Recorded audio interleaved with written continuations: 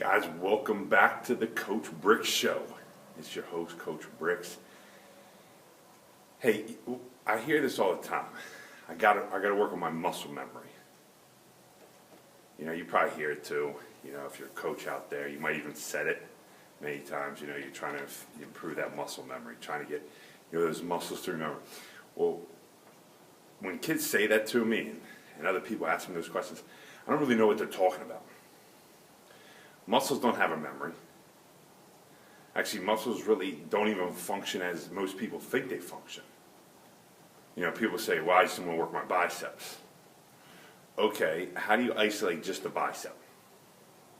And you'll get everybody go, well, you do your curls. Well, how many other muscles come into play to actually make that work? I mean, you got to think about that. You know, just to grip that bar, your forearms have to come into play. All the wrists down here, all right? The shoulders have to be engaged, all right? The core, most people would call the core, I call the midsection here. That has to work. The legs, if you're standing, all right? All those things have to come into play to actually make you do this movement here. Yeah, this might be the prime mover. There's no question about it. This might be the prime mover of all time. But it still is not the only thing that actually is actually working at that time. What I like to say is movement memory. I like to get my body to remember that movement, okay? And this is not the most important movement. I know a lot of guys out there think this is. It's not the most important movement, okay? The bicep curl. Sorry. Might look good, great for the ladies, but not always the best when it comes to the most important when it comes to sports. To dominate for your sport, for your sport. But you want to get your athletes to remember movements. All right, that's why coaches, very good coaches, continue to drill athletes on movement. You know, learning the basic movement pattern. You know, how many coaches out there, how many athletes, and that watch an athlete run and see what they do. All right? I've studied thousands of videos of athletes, professional, watching them, breaking them down, of my high school athletes, my grade school athletes, my college athletes. I like to see how they move. And it amazes me how many move incorrectly. Now, I'm not saying that everybody's the same. All right? Everybody's different. So they might have a little bit of different variation to the running. But the same basic pattern should be there. And a lot of times when I teach my speed portion, I continue to go over that. Now, a lot of kids don't always find it the most fascinating or the funnest to do, but it's very, very important to remember that basic movement pattern. I truly believe, and this would be a great debate, we'd love to hear what others think, is that we're born with pretty close to great movement. Okay? When we first start to develop our movement as a baby, you watch a baby, they pick their heads up, they start to crawl, they start to stand, they start to walk, they start to run. They have a pretty good movement pattern. I mean, you look at most babies, they squat damn good.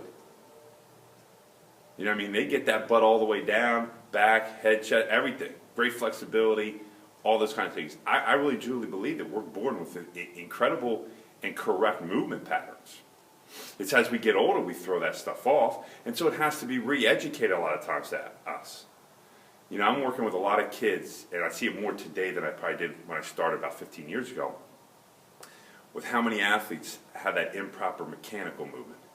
You know, and you talk about, well, the hips got, the hands got to go from here to here, from the hip up to the eye. Well, it doesn't have to maybe go up quite that high, but it's still the same motion. All right, it might stop here.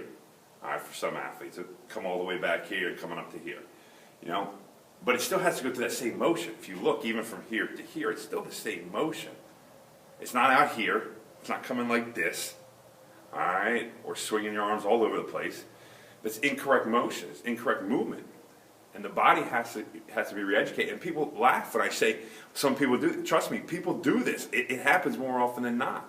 Or they chop the old wood. They just move with the elbow here.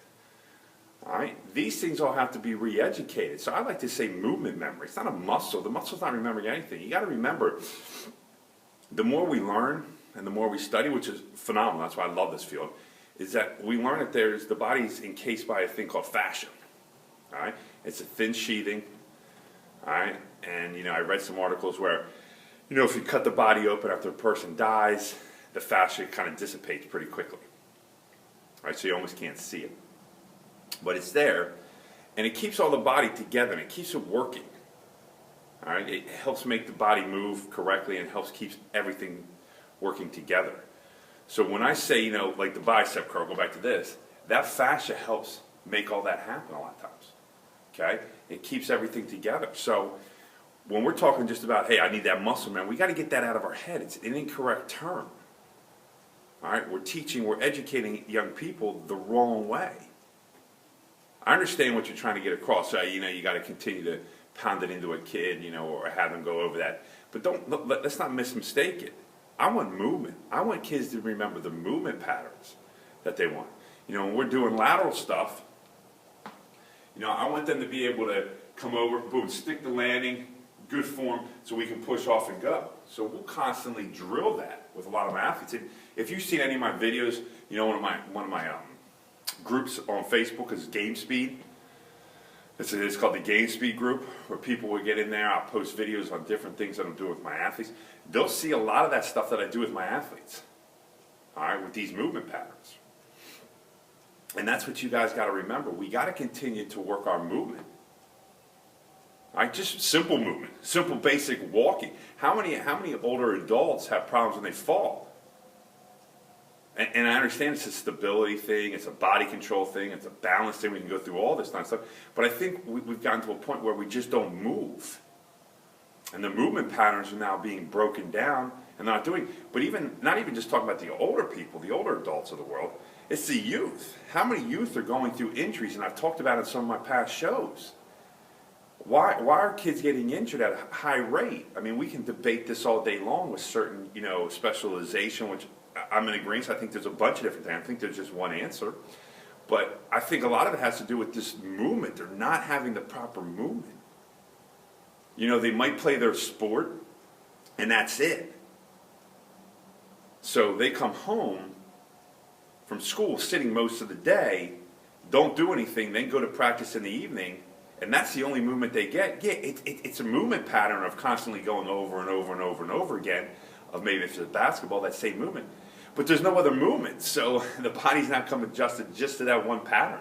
So when it has to do something else, because it's out of the realm of what it remembered, that's when you leave yourself open to injury.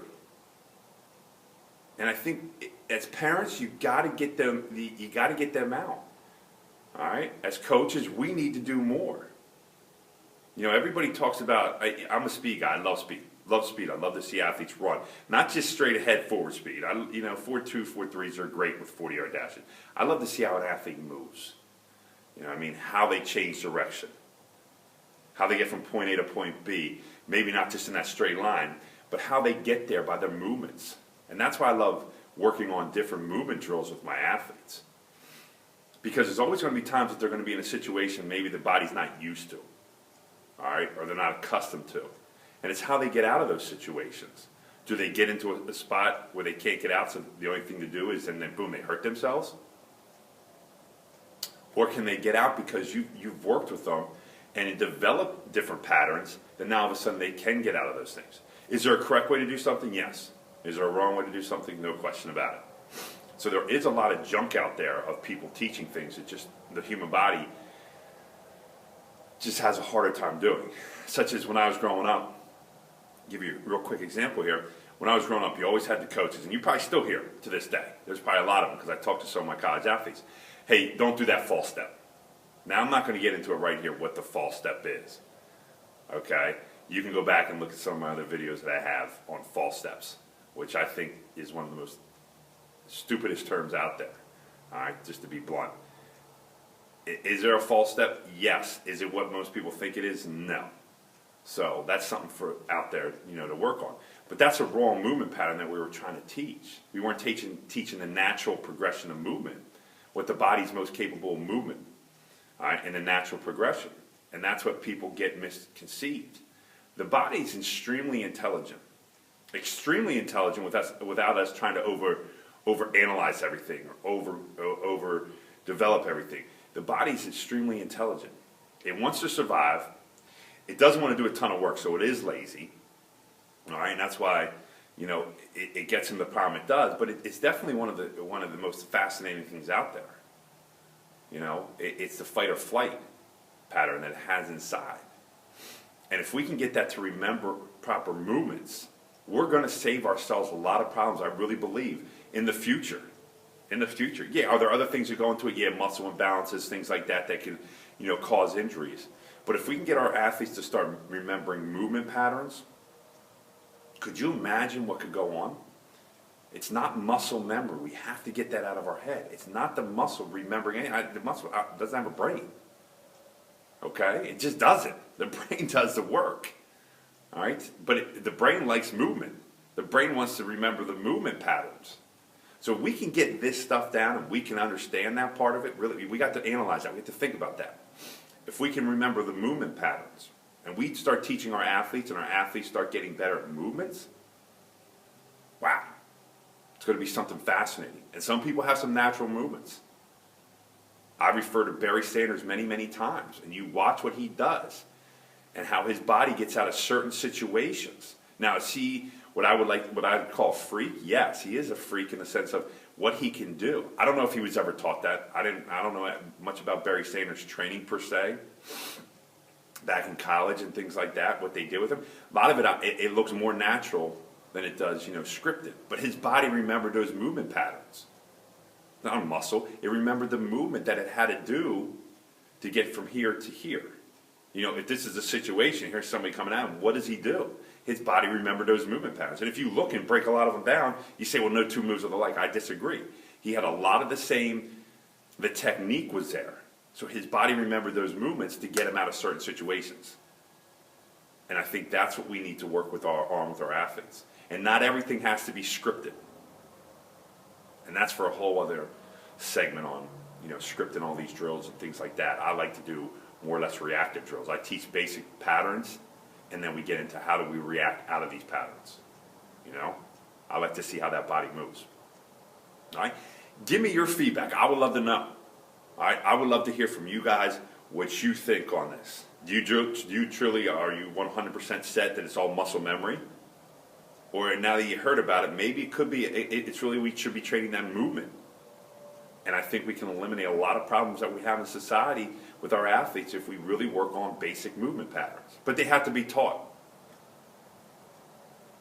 All right, they have to be educated to these athletes to do the correct thing so these athletes can become better at it. All right, but I really want to hear from you guys. Really want to hear what you guys think, because I think this is an important topic that needs to be addressed. And I think if we can get to this point, I think we can start really looking at, all right, what can we do now to eliminate some of these injuries and some of these discomforts these athletes are having, especially at a young age. All right?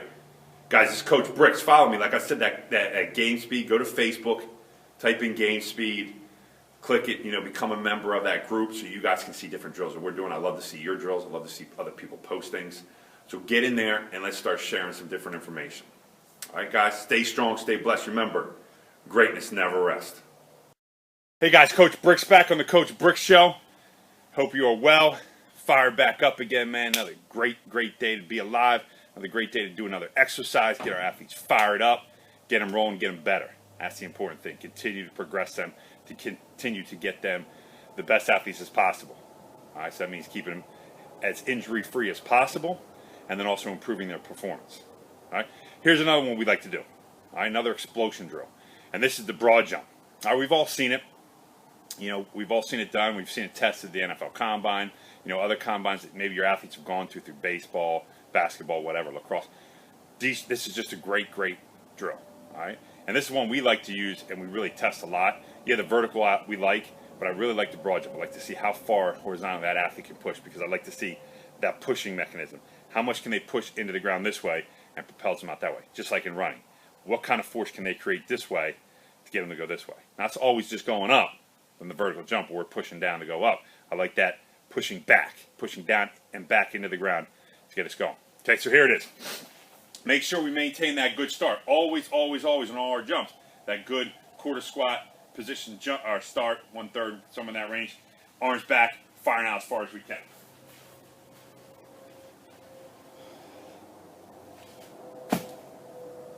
All right, right like that. Remember, the arms are back. I'm firing them forward, and then landing back in that good position.